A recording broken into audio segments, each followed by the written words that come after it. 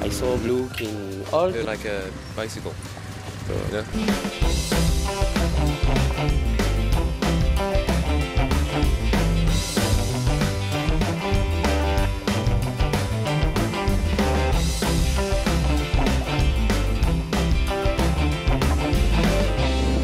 The world's greatest motorcycle rides, winding its way some 650 miles from just north of San Francisco. Highway 1 hugs the coast, taking in some of the most infamous cities to journey's end of Laguna Beach in the south. For me, the little industrial town of Santa Rosa is the start of my journey to pick up my steed. Over the last 10 years, a revolution in custom motorcycles has made Harley-Davidson's monopoly on riding the all-American bike a distant memory. Thanks to little companies with big ideas, producing chops with ridiculously raked styling and fabulously fat rear tyres. Oh my God. Oh my God. Preston, this is amazing. And my God, it is low. Can I sit on it? Definitely. Now, oh mate, that is fantastic. Do you know, I just thought from the website, I thought that I'd be kind of riding something that's sort of like a wheelbarrow, but it fits me like a glove. I'm immediately wooed by this ridiculous motorcycle. Unbelievably, it's as comfortable as a Harley Softail Springer and as ludicrous as Liberace's dress sense. With over 1,600 cc's of power at my disposal and a whole load.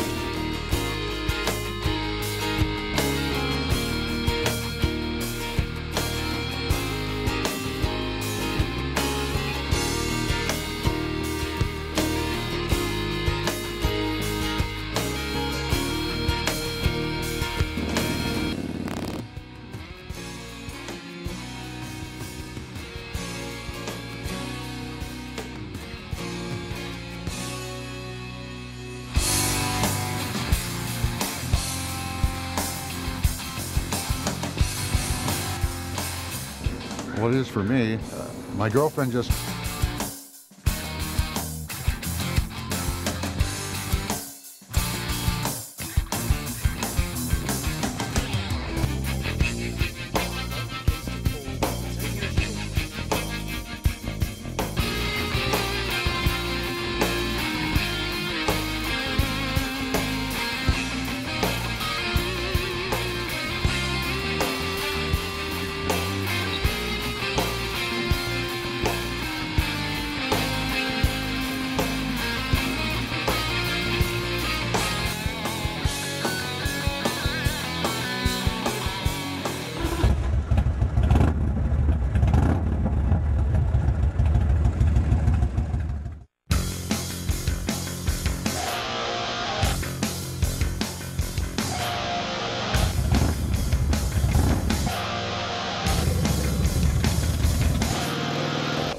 at a tremendous value.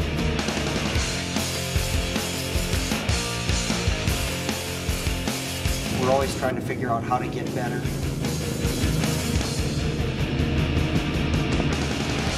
We decided very early on that we made decisions to partner.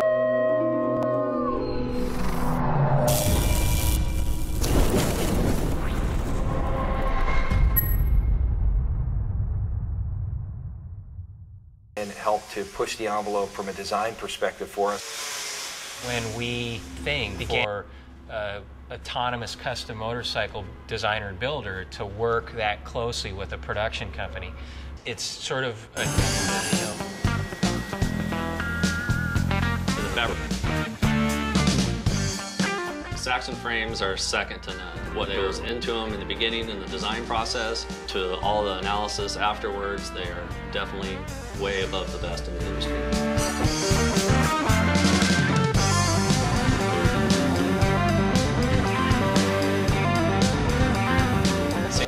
Build quality parts each and every time.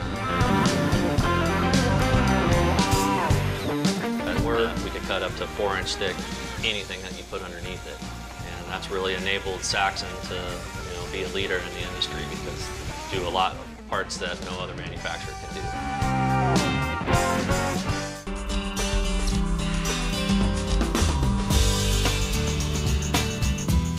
When we started the company, we initially built bikes using two-man teams that made sure we had a level of quality that we needed to have. It made a lot more, improved our performance tremendously. All bikes prepped, all of the sub-assemblies are put together. Bike then starts on the assembly line where the engine goes in, the major powertrain components are in, the front end goes on. I spent probably this job, you're a person, and that's real important. The corporation I worked for before, you became a number, and that wasn't.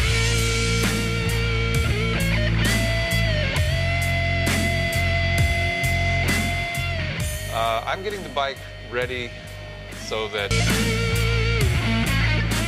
we try to turn out a bike that is error-free, problem-free.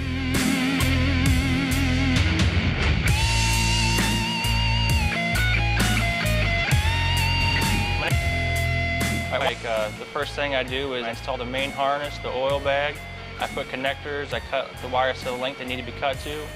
Install the battery, and once that's all done, I'll check the components and make sure they work properly. We do the vast majority of our paint and graphics in-house. We have Well, it usually starts, raw metal, goes to the body shop, body men get it ready for the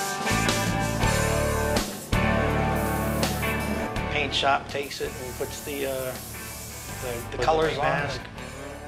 Then it goes from me, goes back to the painter, gets cleared, comes back to me for pinstriping, then goes back for clear again, and then the buffer makes it look all nice for us.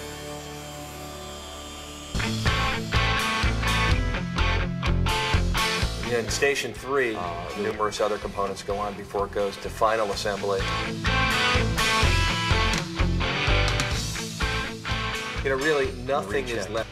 Yeah, I inspect his work and the guy before him, his work. I also technically inspect the prep people's work as well as inspecting my own work. I double check it with the checkpoint. The parts that have the highest likelihood of damage in the process, so we save those for last. So what I do is stage 4, front fender, bleeding the brakes, just all the final touches to get the bike over to PDI and be ridden and sent out to dealers.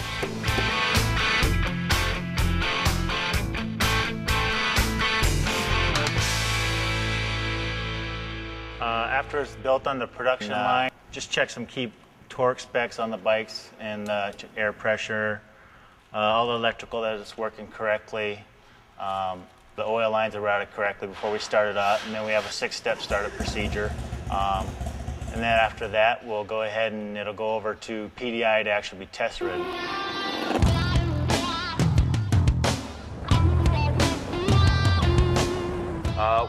One of the things that was very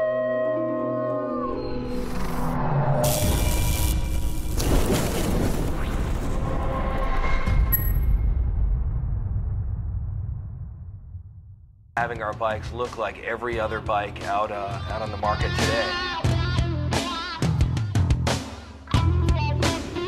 So building bikes that not only look great and look different from comfortable, those are things that have been just really high priorities for us. Right now we've got 6 models, 2 choppers and 3 Pro Streets. All of the models have their own gas tanks, handlebars specific for different bikes to try and tie in the styling. Separate from those 5 bikes, obviously Hollinger of LA County Chop Rod's a pretty well-known and respected designer and builder. That bike really looks like nothing else in our line and nothing else in the market today. The Crown was take our Warlord something different with that bike. So I basically said to them, they gave me the freedom to do it, and that's in terms of sort of showing that they're based on the success, which is a bike called the Mad Jack. We've been sort of working on design close to having our first complete bike, which then we'll refine.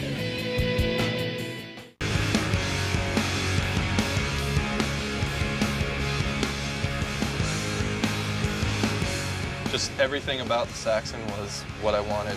Comfort, fit, everything like that, the way the controls were, everything. I initially wanted to buy the Crown bike.